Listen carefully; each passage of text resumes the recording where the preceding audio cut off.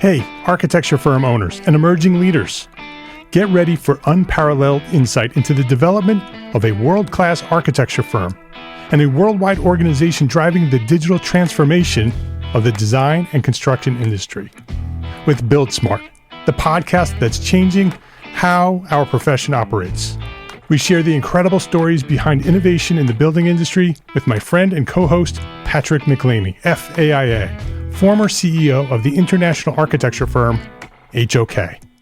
You know, Yamasaki's office or firm lasted during his lifetime. And when he passed away, I think that was the end of the Yamasaki office.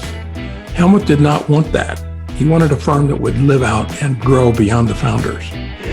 In Season 1, discover the untold stories behind HOK's meteoric rise, from 150 employees in St. Louis to a powerhouse with over 1,900 staff members and 27 offices worldwide. You know, they weren't as polite as the Kojima people. That was just boom. And anytime you have a creditor, whether it's Kojima or the bank, that wants their money, unless you can raise money someplace else, you are out of business. Bankrupt. And hold on tight for Season 2, where Patrick takes us on a new adventure as chairman of Building Smart International, shaping the future of digital transformation in the design, construction, and operation of built assets. Ian Howell, Ken Harold, and I, Ken was my technical representative from HOK. The three of us took a tour of Europe of 5 cities in 5 days. Very busy time. Simply follow the link in the show notes to subscribe to Build Smart now and uncover lessons that will transform you and your architecture firm.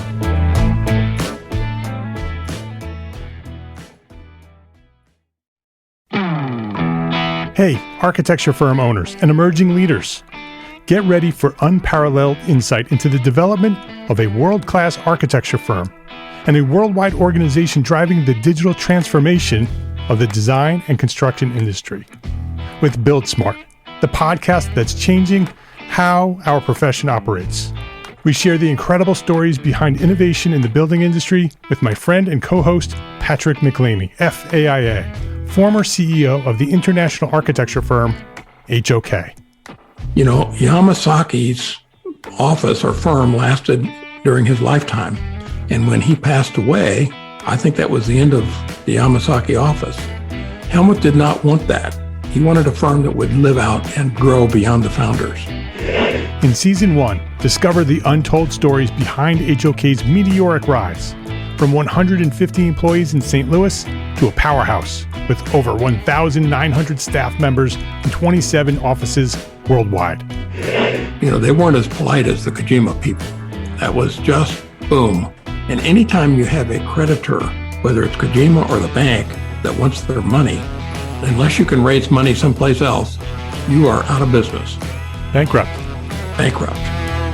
And hold on tight for Season 2, where Patrick takes us on a new adventure as chairman of Building Smart International, shaping the future of digital transformation in the design, construction, and operation of built assets.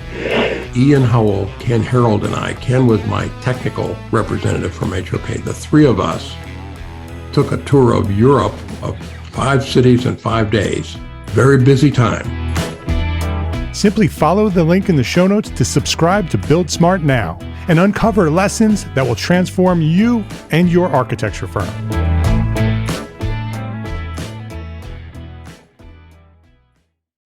This is the EntreArchitect Podcast, episode 90.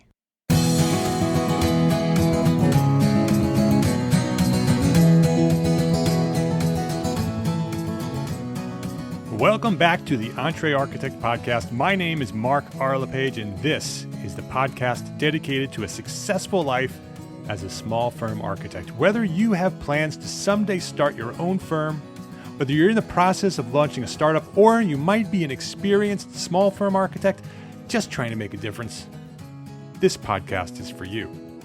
My goal is to inspire you to build a better business so that you may pursue your purpose with passion and live the life of your dreams. One of my favorite parts of running things here at EntreArchitect is that I get to speak with people who are thinking outside the box, people who are coloring outside the lines. People who have new, innovative ideas and have jumped in with both feet, making things happen. They're taking their ideas, developing plans, and making progress one small step at a time. This week on the EntreArchitect Podcast, I've invited Jeremy Welu, a partner at DELV Design and the winner of the 2015 Charrette Venture Group Architecture Business Plan Competition, to come and talk to us about innovation and the practice of architecture. This episode of the EntreArchitect Podcast is sponsored by ArchiSnapper. Learn more at entrearchitect.com/ArchiSnapper. Jeremy Welu, welcome to the EntreArchitect Podcast. Thank you. Glad to be here. Yeah, it's great to have you here. It's you are the partner of DELV Design, and you were the winner of the 2015 Architecture Business Plan Competition. Well, you and your partners, the firm DELV Design. It's DELV, no E at the end of DELV Design. We can maybe talk about that a little bit later, why that is. So it's DELVdesign.com if anybody's interested in checking out their website. We met back in June when you won that competition. I'm a jury member for that competition with Charrette Venture Group.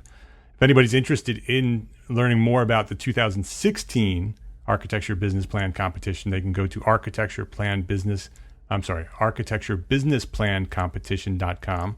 Brand new site, just launched last week, so it has all kinds of information about how you could get on the next, submit for the next 2016 Architecture Business Plan Competition, and maybe be in the position where Jeremy is right now. He was a winner. He won $10,000 for that grand prize, and they are in the process of building their business and having it become what they planned it to be. So I invited Jeremy to join us today in order to talk about innovation. I think he and his partners have a very innovative idea for what they're doing with DELV Design. It's much more than an architecture firm.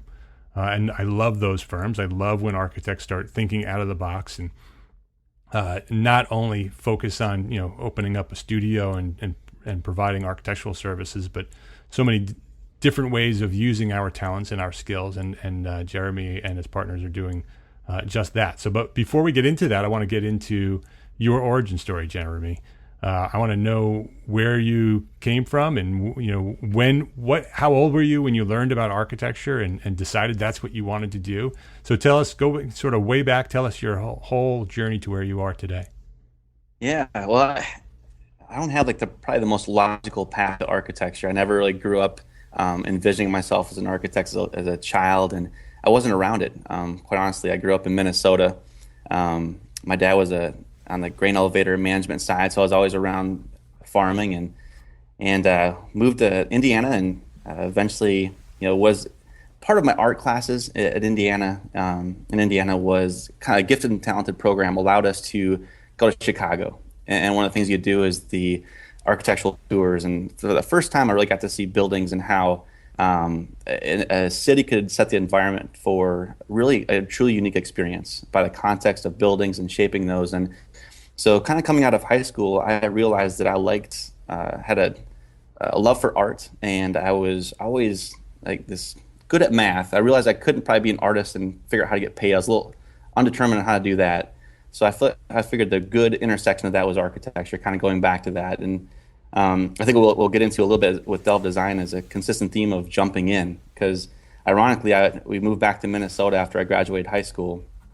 And I was enrolled in Southwest State in Minnesota and working there, and hadn't picked a major yet. And with 2 weeks before school started, I had just very clearly knew that I wanted to become an architect. I realized that I'd moved to Minnesota just based on the fact my family was back there now, and decided to go all in, to jump in. So I called my school in Connersville High School, and actually got my guidance counselor, who kind of through my grades was accepted over the phone. So basically, one day got accepted into Ball State University in Muncie. Quit my job, left Southwest State University, and moved back to Indiana.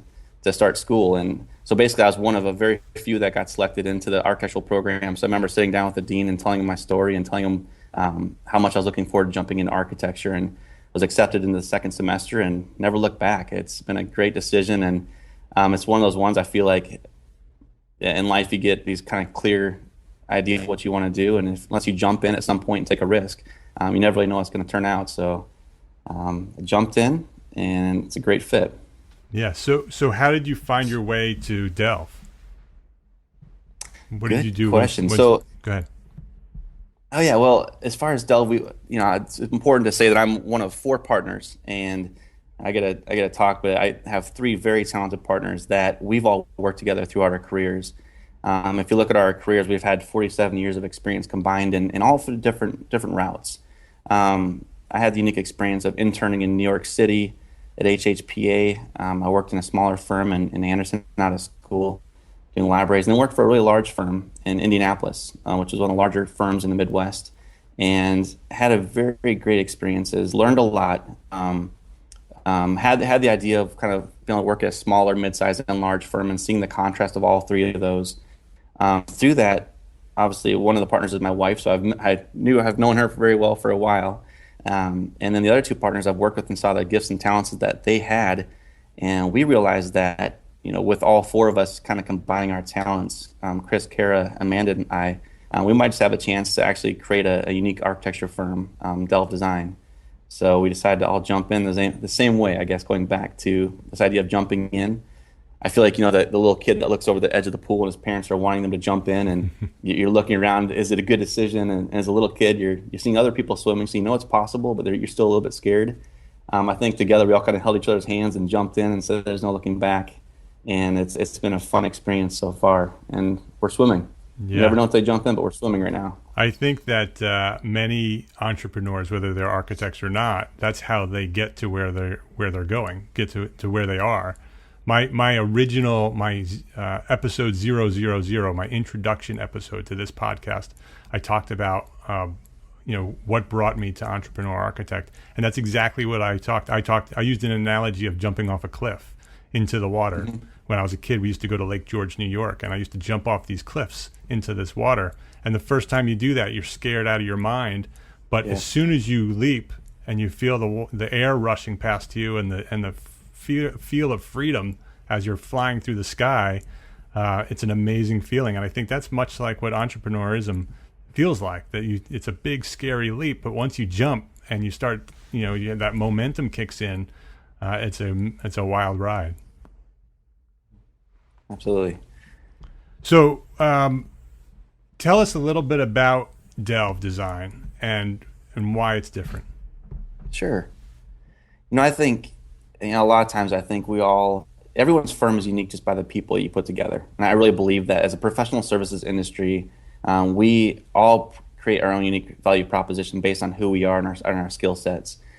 At DELV Design, we wanted to found our firm.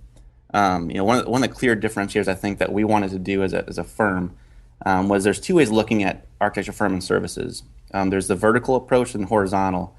When I say vertical, I'm talking about an expertise-driven firm, and that's where we came from. I think the larger firms they become very vertical. So internally organized, that means you've got someone who specializes in healthcare and one in labs and one in higher education. And we love the idea of doing lots of different types of projects. We love the idea of, and this is a reoccurring theme of us, is stories, elevating stories through design. And for that reason, we wanted to really flip the horizontal or the vertical idea of an expertise-based firm and really say we're about the horizontal process. Really make that part of what we wanted to differentiate about ourselves, and doing it in a way that creates an experience from the client side. Clients, either they do a lot of projects or they do one project in a lifetime, but that experience is very, very important. So we wanted to make sure that each one of those had the chance to really bring out their best story. If it's a business or if they're doing a workplace project, we want to know why they started it. Why did they jump off the edge and into a new business and start that? And sometimes in a business, you're 15, 20 years into it and you forgot about that excitement. So you want to bring that up. You want to incite that conversation early on and really celebrate that through a very clear design process through see, synthesize, and design are the three parts that we see. And that relates back to our name, DELV. DELV, by its phonetical pronunciation, is doesn't need an E. So we're about getting rid of the extra. So DELV, DELV means to dig into, to research, and to understand our clients deeply. So basically we said, okay, can we elevate our clients' stories through design? But introspectively, that also meant for us, as we sat around in a table and we said, okay, kind of that gut check moment of, do we start a firm? We all wanted to make sure we had an alignment for the big picture. And the big picture for us was we have families, we have children, we have passions. We have our unique stories as individuals, but we're also realizing that as soon as we start a firm, we are starting to create a new story that is DELV Design. That is when we start hiring employees, we want them to make sure that they have a unique story that they're living out. I know the last blog you had written was this integrated lifestyle, and our firm it's really important that we base our firm from day one from an integrated approach. That we don't just hire an employee from 8 to 5 and we don't understand the rest of their life. We want to make sure that we're pushing each other to live out the best life that we can. So DELV is kind of invasive in the fact that we want to make sure we're living out and elevating our own stories as well. And we don't want to just clock in and clock out. One of the things we talk about is true clarity is blurry. When you're clear about what you want, you're clear about your goals, your life segments blur together. So who I am at home and who I am at work should be very consistent. Yeah. We want to be passionate and tell that story. So DELV and its heartbeat is about elevating stories through design. So you do that with clients, you do that with your employees, you do that with yourselves. How do you do that? How is the business structured in order to accomplish that? It's a good question. I think a lot of times for us it was, and this goes back to the business plan competition, that clarity is really important for us. And that process of going through the business plan competition, whether you're a firm that has done one or is going to do one, that process for us was really good, because when we're clear as 4 partners and we can tell that story consistently, internally and externally, we never are going to attract all the client types and projects that we want. It's impossible just to have only the perfect projects. But when we understand our story, what we're understanding is when we're telling about how we approach projects, whether it be real estate brokers or client-to-client type conversations, they're starting to understand what we offer. And we're starting to have a unique selling proposition that says, okay, DELV's a little bit different than other firms because of these reasons. So our design process and how we, find and seek out the right clients is about being very consistent about how the firm that we are. So I think we were seeing that come to fruition in a lot of our projects, and it's helping us when it's kind of that the first conversation that you have, if it starts there and we say we really want to have this really deep discovery side, this visioning part. When we see, before we start designing, we want to understand our client. If we're consistent in saying that, we have a pretty good accountability mechanism. So once that first project meeting happens, we want to make sure that we are truly doing a discovery meeting, that we're truly having those conversations, and it's playing out very well that way. And it's challenging us to continue to refine our design process with each project as well. And so DELV is broken down. It's sort of unlike other firms. You have 3 parts, right? And there's 3 different pieces that you're putting together to make DELV happen, and they're going to happen in sequence and as part of your plan. Could you explain how what those 3 pieces are, and how they relate to one another? Yeah, absolutely.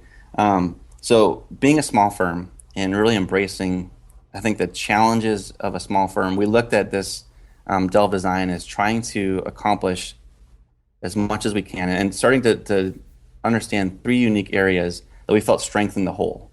So the first one is DELV Studio, which is your traditional architecture firm, which would be structured and is very similar. We have a process. We're doing proposals. We're doing everything that you do in a traditional architecture firm, and we're going through the same struggles and aches and pains as an architecture firm. We're wearing multiple hats. We're starting to understand, how do you manage your finances? How do you do all those things? But realizing that small firms are we struggle from the same things, and I love your podcast and the vehicle that this podcast offers, because it gives a great voice for us to understand and listen to and learn from other small firms. So we started looking at this and said, okay, so we want to differentiate and tell our story. And one of the most important ways to do that is through technology. So we have DELV Lab. And the lab is a part of us that basically powers our architecture firm.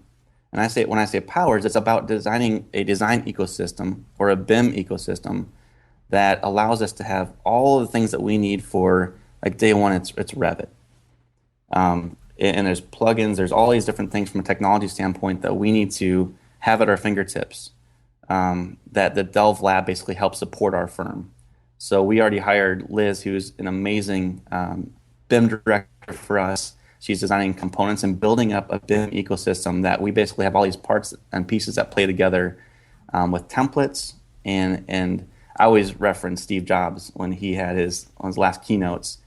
He talked about the cloud is just working. He's like, when you buy this and you start to get onto this, it just works. And the problem I've seen a lot of times when we graduate from architecture school, we get our first job, and what happens is instead of learning architecture, instead of drawing with repeatiographs and T-squares, and we end up learning the software tool. We spend a lot of times with interns having them build components and spending time doing anything other than learning the systems and the important part of architecture and how buildings go together. So what we want to do is really empower designers to design. So by providing the lab, which gives us this BIM ecosystem, which has all the objects that you have in there, we don't have to spend time doing that, so we can spend more time designing. So the lab basically helps power small firms through a design ecosystem. I want to take a quick break here to say thank you to ArchiSnapper for their support as a platform sponsor of EntreArchitect. As a platform sponsor, ArchiSnapper has provided funding and support for our overall mission to become an influential force in the profession of architecture. They recognize the need for small firms to build better businesses in order to be better architects. ArchiSnapper is a simple tool for creating and managing field reports. With ArchiSnapper, architects can draft reports on site using their smartphone or tablet. ArchiSnapper is easy to use and saves tons of time. Grow your business instead of struggling with field reports. If you want to learn more about ArchiSnapper and get a free 30-day trial, visit EntreArchitect.com/ArchiSnapper. You created DELV Labs to support DELV Studio. So you have a BIM ecosystem and a system that works for DELV Studio, but you're also offering that to other small firms, right? Is that what you just said? Correct. Correct. Yeah. So how does that work? Our vision, and I get really excited about this idea because it's really flipping it on its head. This idea, there's two really contrasting sides of this. You have really large firms who have lots of resources. When you go into the large firm, they have this huge BIM department. They have somebody that's looking at the future of technology. They have somebody that's creating the components. They're setting up and queuing you up to do your best. They're automating when automation is necessary. They're helping all these pieces out. As a small firm, it's very difficult to do that. So we looked at this and said, okay, if we were a small firm and had access to all the resources of a large firm, we could compete much better. We could tell our story in more compelling ways. And we said, so what if we do this, but we don't do it for our own good? We help power and give access to as many firms that want to do this as possible. So now we all share the same components. We share the same resources. So if you have a request for a component, you write it up and we create the component that goes into this shared ecosystem. And eventually the control of the product is really important because at the end of the day, you end up having these systems that all work together. So it's kind of the garbage in, garbage out kind of thing. If you start putting bad components into your model, it starts to bog down. And we've all probably downloaded things from the internet and components and realize that it looks great, but you don't necessarily need bolts and it doesn't work with that right workflow. So we really want the lab to be this.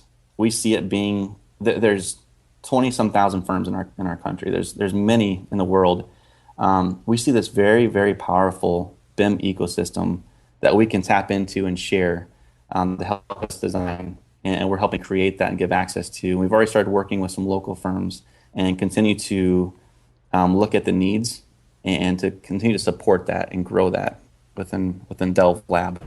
Right. And so, I mean, DELV is a startup. The whole idea is a startup. You just You launched last year or the year before that? Yep. The end of 2014. So basically December and starting out early 2015. Right. So the whole idea is a very new idea, and you're just implementing it now. So DELV Studios is up and running. DELV Labs is in its infancy, but it's developing. It's not open yet to the public, right? DELV Labs. Yeah, we're looking for a select group of basically 10 firms. We've got 2 that we're working with right now. We're looking for probably another 8 to 10 to start to gain access to some of these tools, to start to understand the workflow of what works and what doesn't. So the minimally viable product is kind of in its working right now. But at the end of the day, the heart of this thing is making us all better. And we're not going to be able to do that until we start having firms that say, okay, we're either in the adoption stage or the implementation stage. We're trying to move people along that spectrum. We want to understand every barrier and obstacle that they might come across that we can help support. We also are, we're kind of holding a partnership with other things, because we're not going to service everything. We see teaching BIM as being supported by other agencies, but we're going to help create the ecosystem. So, right. It's running right now at a small level, kind of the sort of the beta testing version. stage. Yeah. Exactly. So we will have an official launch in 2016, but definitely partnerships this year. Towards the end of the year, we're looking for at least 10 firms to partner with. If there are people who are listening who would be interested in talking to you about this, how could they contact you? Yeah, I'll share my email address, and then we're going to have a website up for DELV Labs very soon. That'll be just kind of more of a page to help developing the back-end tool of connecting and dispersing the ecosystem. Okay. So if anybody's interested, we'll have the email address posted on the show notes. Does that work for you, Jeremy? Absolutely, yeah. And I can say too, it's right now we can have a post as well. Yeah. It's just Jeremy at DELV Design. So Jeremy at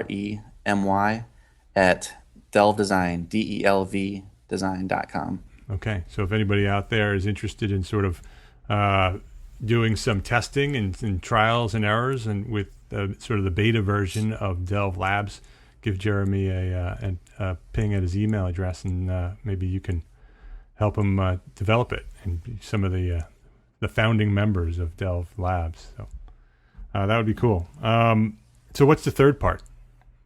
Yeah, so the last part is ideation venue. So one of the things we want to make sure we do is disrupt the status quo. And you mentioned innovation at the very beginning, and we hope that each one of these ideas has innovation at its heart, that we're continuing to evolve and innovate. Innovation kind of comes across in different ways. The ideation venue is all about that. So we realize that if we're talking about the C part of our design process, we want to bring people out of their context to help them disrupt what they've been doing, to help get them away and give them enough space and time to be very creative, to look at the design problem or whatever problem they're working on in a unique environment. So this ideation venue is one that we see large companies in our area, or there's Fortune 500 companies that often do offsites. They'll fly to a specific area, they'll come into an area, and this idea that stale conference rooms don't necessarily give the best ideas, that rather if we have a space that we can bring these people into, and it's all about this experience of ideation, which it's going to have multiple different areas. It's one that we see as kind of we would lease out the space and allow people to come in for a day. We could help facilitate that, or they can bring their own facilitation people to help run that. But we want to create this very unique space, and it's different than co-working. It's a different model than co-working. It's definitely this disruptive ideation space. So it's a space that will be designed to be unique and encourage creativity and innovation and ideation, right? I mean, that's the idea from a design point of view. And then people can, these firms or these companies could come in, do these retreats or small conferences. You may be able to develop workshops and creativity workshops that people can come in, and these companies can come in. They could hire you to not only take the space, but to actually teach them how to be creative, because that's something that many people don't really understand, how to even start. where do you even start Yeah. to ideate? I think that's a great idea. Do you imagine that once that is up and running and working as a prototype with your firm, do you imagine that you would expand it beyond the one venue? I think that would be worth exploring. You look at the co-working spaces and how they've been able to really infiltrate and become very, it's a working model that works very, very well. And I think that, the next big hurdle that we have, as people continue to evolve and innovate as companies and organization, it's very hard to stay on top of things. It's very hard to continue to create these moments where you have the big idea, where you have the clarity to run your organization for the next quarter, the next month or a year, whatever that is.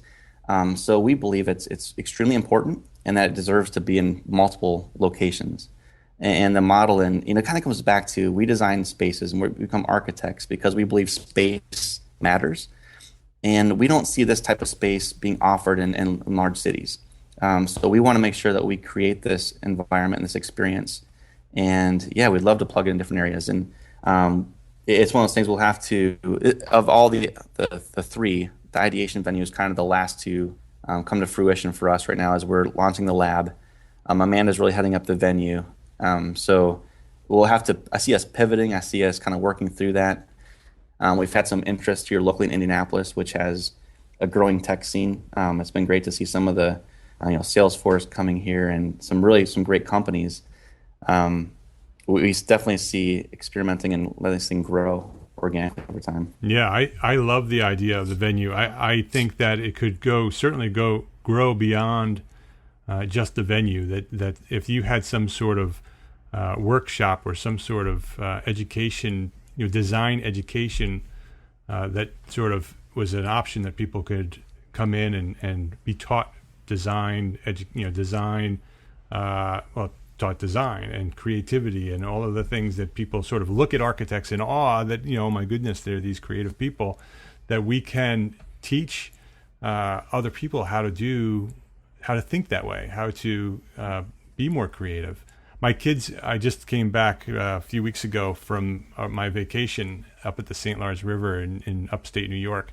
And while we're up there, there's a program that the local art center puts on. It's actually run by Ann Taylor. It's called Architecture and Children. And you can go to architectureandchildren.com to learn more about it. It's what she's done is she's developed a design program that teaches children or inspires children, really pulls out those creativity, the natural creativity and the creative tendencies of children, and teaches them how to structure it, how to apply it to their everyday life. And so I could imagine that DELV, what would you call it? Is there a name for that? Hatch.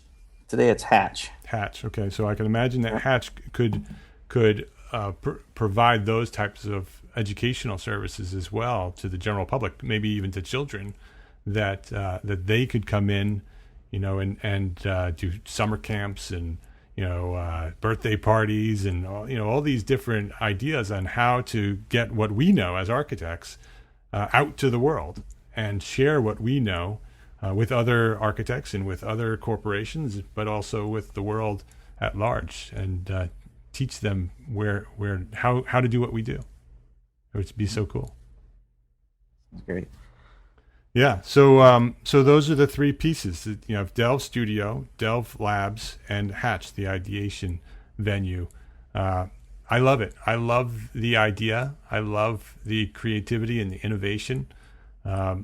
Certainly the idea and thinking out of the box, and the plan itself was very developed and very well thought out, which is why you were the winner of the competition. So what do you think is your next step in what you're doing now? Where are you going from where you are today? What's sort of the thing you're working on? Yeah, well, for us, having 4 partners that are unique, we've really started to look at who kind of owns, even though we're all working within the studio, we're starting to really make strides in the lab this year. So next steps really is getting that, Liz is doing an amazing job already starting to create the BIM ecosystem. really kind of going through that validation and creating that tool and starting to share that in 2016 is very important to us.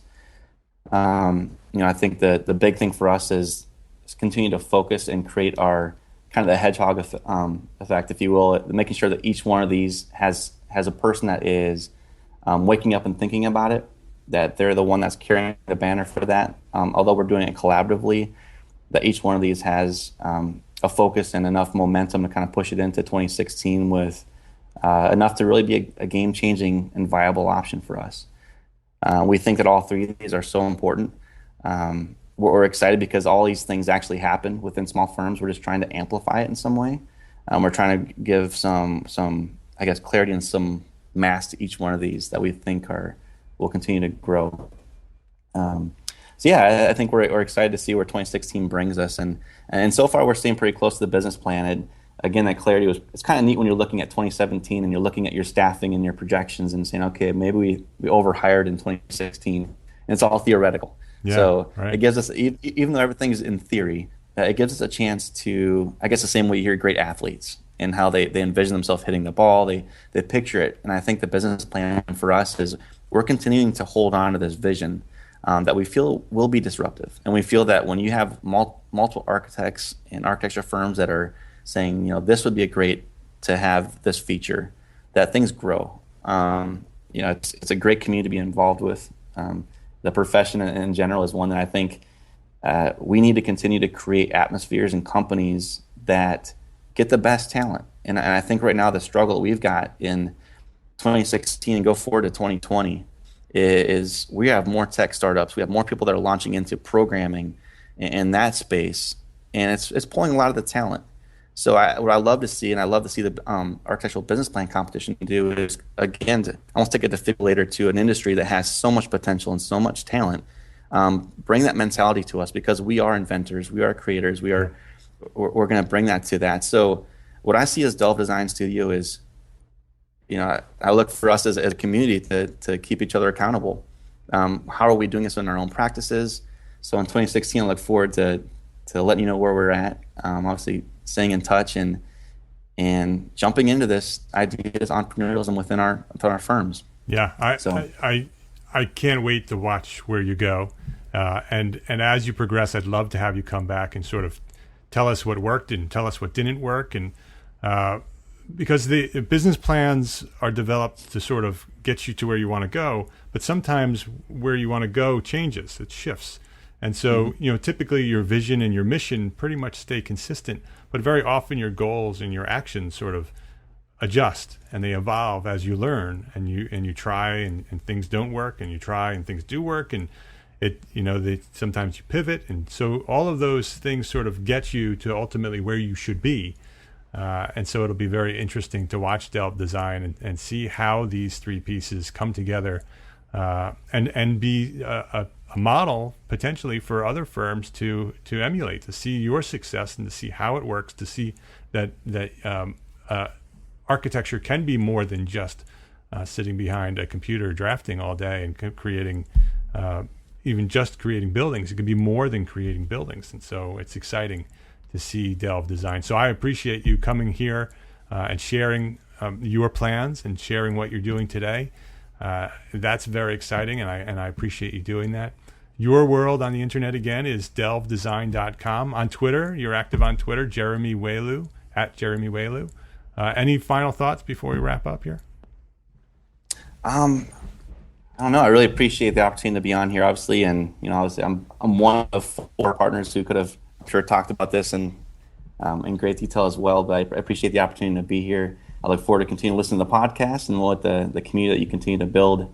It's exciting to see, and I would definitely plug the architectural business plan competition. It was great for us. It was a moment that gave us a chance to be in some really great competition, to see what other small firms and other firms in the country are doing. And all we had to do is sign up, and it's like you take one small step at a time. And we kept on, we submitted it, and we're like, okay, let's do the next step. And we did that. And before you know it, it really was a beneficial process to us. And I can't stress the accountability part enough. I think at the end of the day, being out there and sharing your vision with other people, and it builds a community of accountability that we look forward to being a part of from this day forward.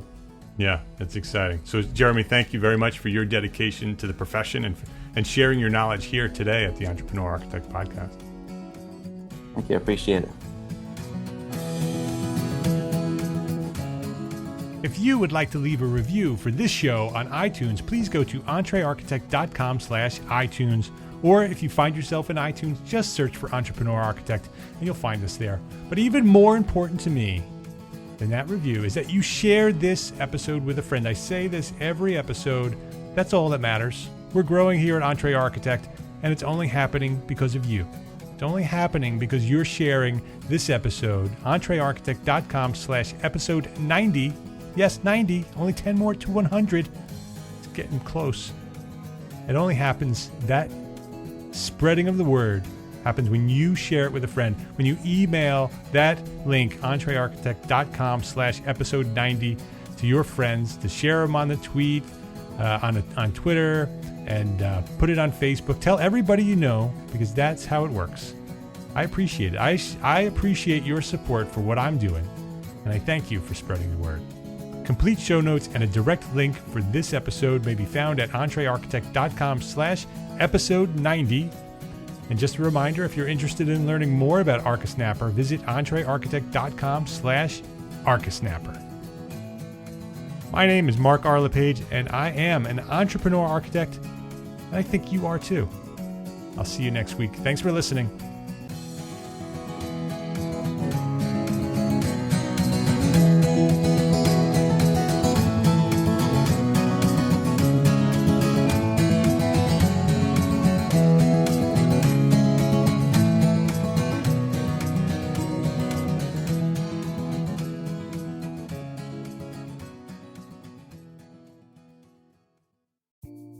Imagine earning continuing education credits while doing exactly what you're doing right now.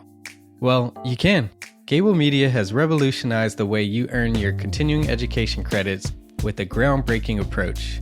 Forget running around town and scouring the internet for credit-worthy courses. Fulfill your CE requirements effortlessly by listening to engaging podcasts just like the one you're listening to now. Our podcasts are designed to educate, entertain, and inspire, all in a user-friendly environment. But wait, there's more.